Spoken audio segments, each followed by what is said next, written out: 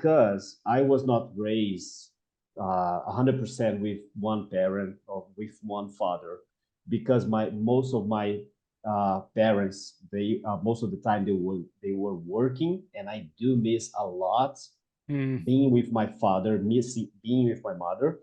I think that our job as a father is also to be there for whatever they need, and they need to know, the kids need to know that you are there. If they go to you to ask something, you need to be there for them.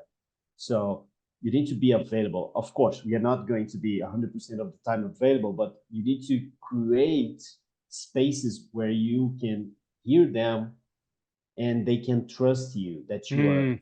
listening, and that you are giving enough advices or helping them solve the problem. I think that's one thing. So be there.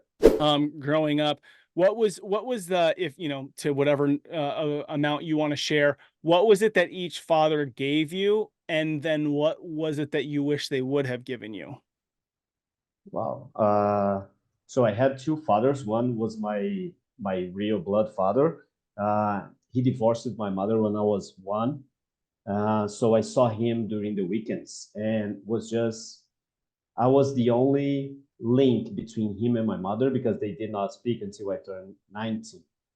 So, and he was the fun father. So during Mm, the weekends, I was always having fun with him. So we played video games, we played soccer, we played a bunch of stuff. We went outside, we watched movies, songs. So I learned from him to have fun.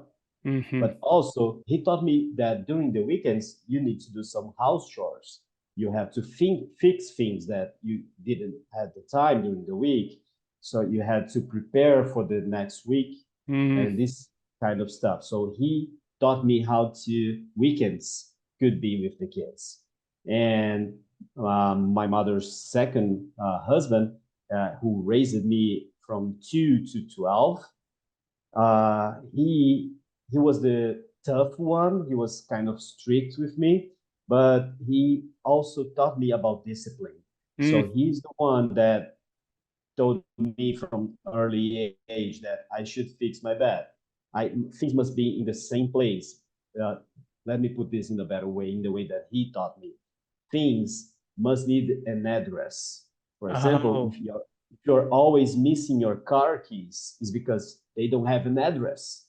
If your car keys have the right address at your place, you never miss them. You never lose them. Yeah, so things need to have an address, and this is one thing that my whole life was designed around this. My whole house is designed around this. Things have an address, so I can walk blindfolded in my house and I know where stuff are. And so this discipline of putting my things away and organizing, that's what my second father taught me. And I try to bring both when raising my kids. So I hmm. try to have fun with them, but still we need to have discipline. We have a chores. So if you are not playing with this Lego anymore, then put away. If you're Hmm. not playing with your Hot Wheels anymore, then put away. And this kind of stuff. So, and when they lose something, you say, hey, why did you lose that? Do you know where it was and where did you put it? And so I make them think about organizing stuff. So I try to balance both. Man, I'm gonna tell you, bro, I've done like 400 episodes or something like that, and I feel like guaranteed this nugget of things have an address is gonna be the thing that most dads take out of like all these episodes. That thing's gonna be said by so many dads. It's gonna get passed down for generations. I love that things have an address. I'll probably end up saying that to my kids today. And then the idea that I could walk through my house blindfolded, like, dude, what's the thing we're losing all the time? Right? What is it? Remote Keys, phone, controls. remote control. I mean, so many things. And if everybody knew the address to this thing, see, that's the other thing that I'm finding. I've been married almost 20 years. There's so many unspoken expectations, right? Like I have unspoken expectations with my wife and kids. How the frick are they supposed to know? They just know dad gets really weird about the remotes. Well, how about I say that the remote always goes right here? This is its address. Um, I love it, dude. And the thing is that you teach your kid that this is where this thing belongs. I mean, it's gonna happen over time. Just take practice. Yeah, and sometimes, for uh, I think especially in the first year, second year of the marriage, I was expecting her to know this, but Yeah, this is something that I was raised right. knowing.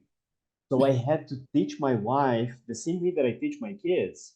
Say, hey, and she was always running and say, hey, where are my glasses? I said, I don't know. Where did you put them? And she was, I don't know. So, and then once I find her glasses, anytime I'm walking around, I find her glasses, I just take them and put them in the place that I decided is the address for the glasses. So I do that every day. So every day she goes there and find her glasses there.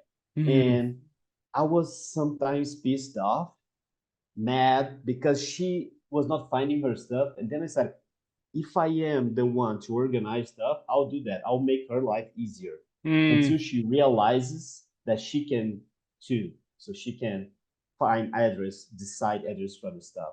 And this happened. After 2 years, she was at some point putting her stuff in the same place. Dude, that's awesome. I love it. Yeah, I think that that's just so powerful. And such an easy tool, right? It's easy. Just do it. All right, in your opinion, Rodrigo, what is the role of the father? And if you feel like there's any flair that's any kind of different from like the perspective of a father in Brazil, share that with us. What do you think the role of the father is? And is it any different anywhere? Yeah, well, I think that here in Brazil, well, I think it's for I've been listening to your podcast and I've been hearing to a lot of people, and everybody talks about providing. I think Hmm. that's it. We need to provide, but we always we close providing with money, so it's financial. So we need to provide financial. How do you say that? Sorry, I missed the word. Stability. Okay. So financial stability. We need to provide our family with stability. That means we need to give them enough money so they can have a good home, healthcare, food, education. So I think that we close to these lists too much. Mm, And a lot of homes, a lot of friends of mine live inside this list. So if they are bringing enough income to the house, that's okay. I don't need to do anything else. mm, But because I was not raised 100% with one parent or with one father, because my most of my parents, they most of the time they were working, and I do miss a lot mm, being with my father, missing being with my mother. I think that our job as a father is also to be there for whatever they need. And they need to know, the kids need to know that you are there. If they go to you to ask something, you need to be there for them. So you need to be available. Of course, we are not going to be 100% of the time available, but you need to create spaces where you can hear them and they can trust you that you are mm. listening and that you are giving enough advices or helping them solve the problem. I think that's one thing. So be there. I think the third thing a father needs to be or needs to do is to provide enough challenges for Hmm. them to develop. We need to provide our kids with enough challenges so that's the opposite of doing everything for them. I think that's one thing that the younger generations they got too much. So parents doing too much for them. Here in Brazil, it's like an epidemic of kids that don't know to do basic stuff. In their 15 to 25-year olds, they don't know to do basic stuff. Okay, so I think we need to provide them with enough challenges that they learn how to do stuff on their own. Is And there anything this that go ahead, go ahead. yeah, I think that we need to teach them how to deal with these small challenges. We need to teach them how to deal with small dangerous, Mm, dangerous, right? yeah, yeah.